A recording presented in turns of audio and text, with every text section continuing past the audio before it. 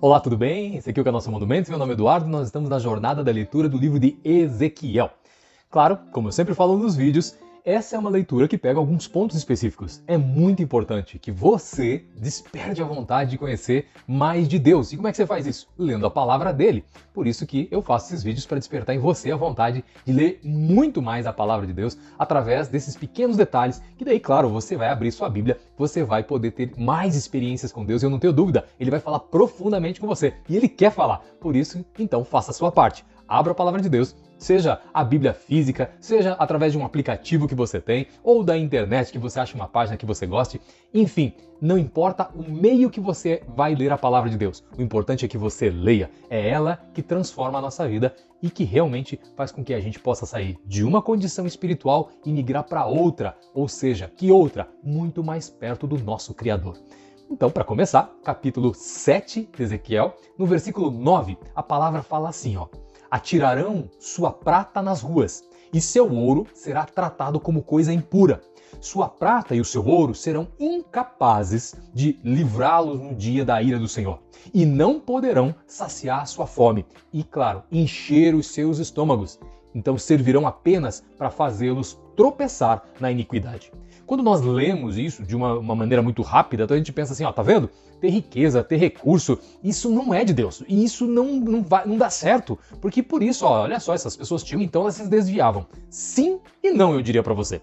Sim, porque aqui nesse contexto, e você vai entender bem melhor sobre isso, quando eu estiver continuando a falar e mostrar os outros versículos, você vai perceber que eles depositaram o coração deles nessas riquezas. Agora, o ponto principal, você correr atrás dos seus sonhos, você trabalhar, você produzir, existem N versículos na Bíblia que mostram justamente Deus falando a nós, falando àquele povo, falando a nós hoje, e vai falar, obviamente, essa palavra vai ecoar para o futuro, dizendo que cada um tem que correr atrás, sim, dos recursos para prover as suas necessidades e, obviamente, também aqueles luxos que talvez você tenha.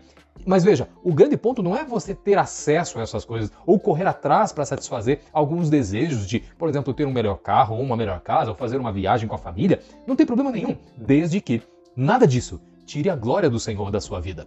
Por isso que talvez lá em Gênesis, olha só, Gênesis, o primeiro livro então que a gente encontra ali na Bíblia, o capítulo 3, versículo 19, a palavra fala o quê?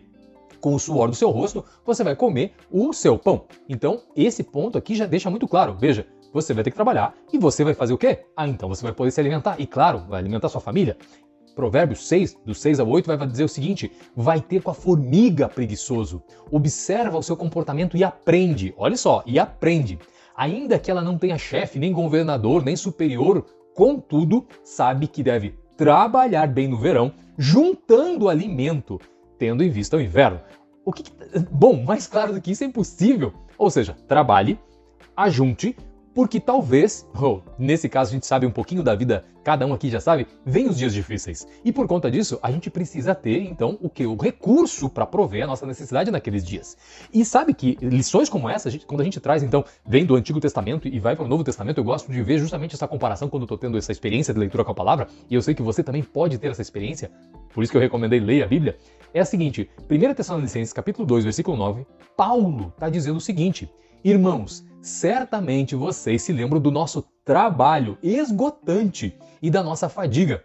Trabalhamos noite e dia para não sermos pesados a ninguém, enquanto lhes pregávamos o Evangelho de Deus. Olha só, Paulo está dizendo, nós trabalhávamos para não sermos pesados, ou seja, mas eu tenho que pregar o Evangelho. Amém, prega o Evangelho. E o que te impede de trabalhar também?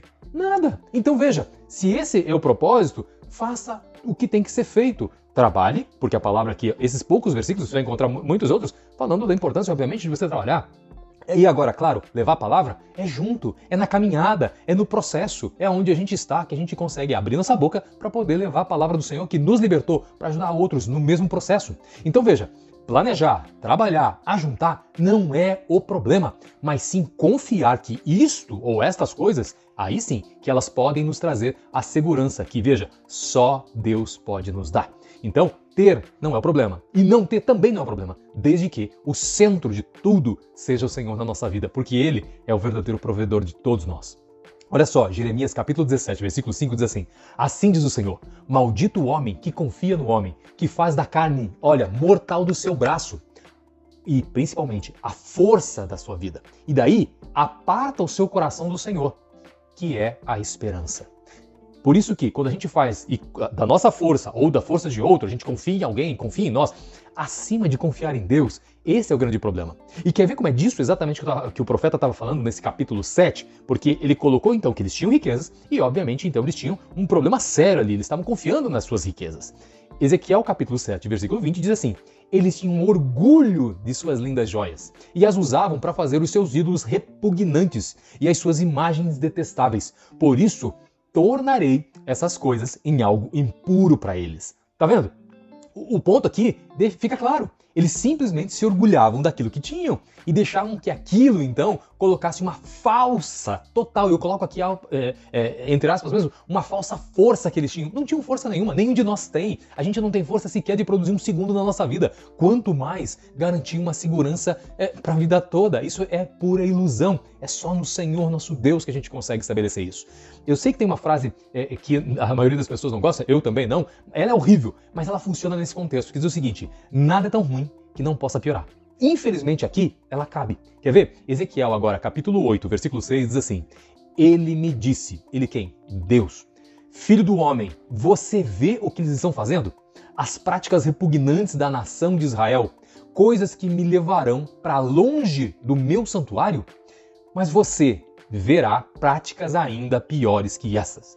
Esse ponto aqui revela que o Espírito de Deus levou o profeta a literalmente então enxergar o que aquele povo, além de ter esse orgulho pelas suas coisas que tinham, pelas riquezas que eles tinham, ainda faziam coisas repugnantes às escondidas.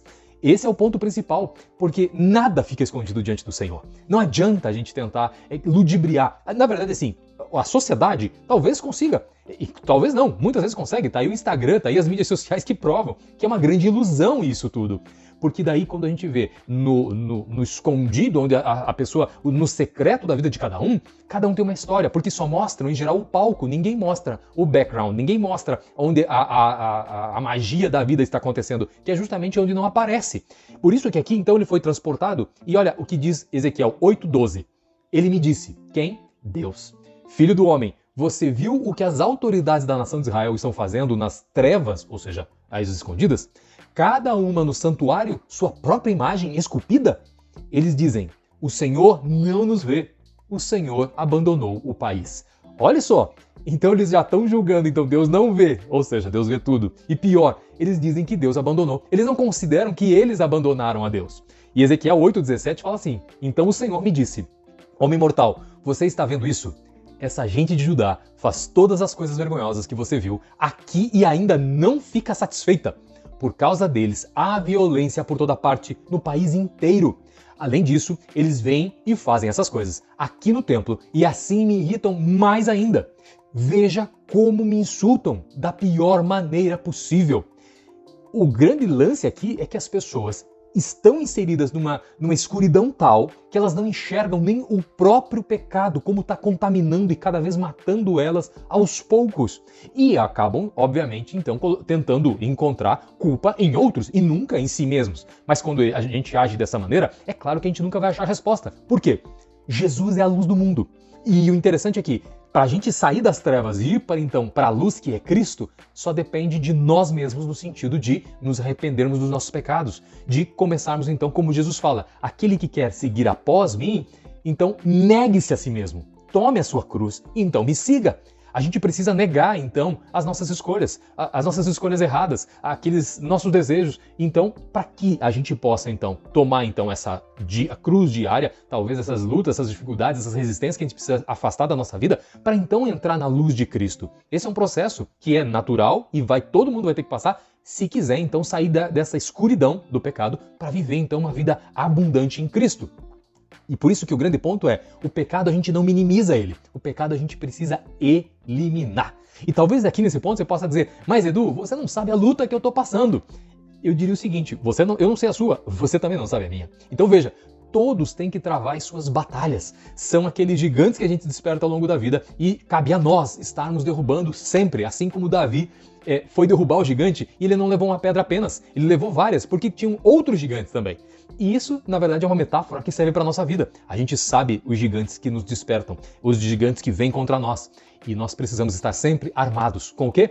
Com aquilo que são as armas espirituais que o Senhor nos oferece. Escudo da fé, capacete da salvação, espada do Espírito. Olha só como a espada do Senhor, do Espírito Santo de Deus, que o Senhor nos deu, ela é útil justamente para a gente poder se defender e mais, atacar o inimigo, não outras pessoas, mas o inimigo, porque a luta não é contra a carne, não é contra o sangue, mas é contra principados, potestades e dominadores. Então a gente não pode dar desculpas que as batalhas na nossa vida, então a gente vai desistir. Porque desistir não é uma opção, porque se você desiste, você então já vive a condenação nessa terra. Imagine então do outro lado, quando a gente passa para o outro lado.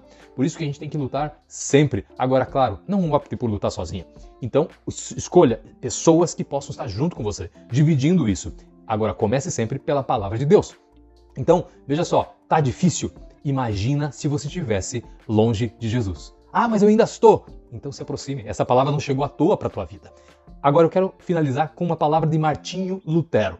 Ele disse assim, ó: eu pensei que o velho homem tinha morrido nas águas do batismo, mas eu descobri que o miserável, é isso mesmo ele fala, o miserável, infeliz e safado, agora eu que estou complementando, ele diz o seguinte: ele sabia nadar, agora eu tenho que matá-lo todos os dias. Olha só, essa foi a função de Martinho Lutero, essa foi a função de tantos homens da fé lá de trás, e essa é uma função de homens e mulheres nos dias de hoje, e será até o nosso Salvador Jesus voltar.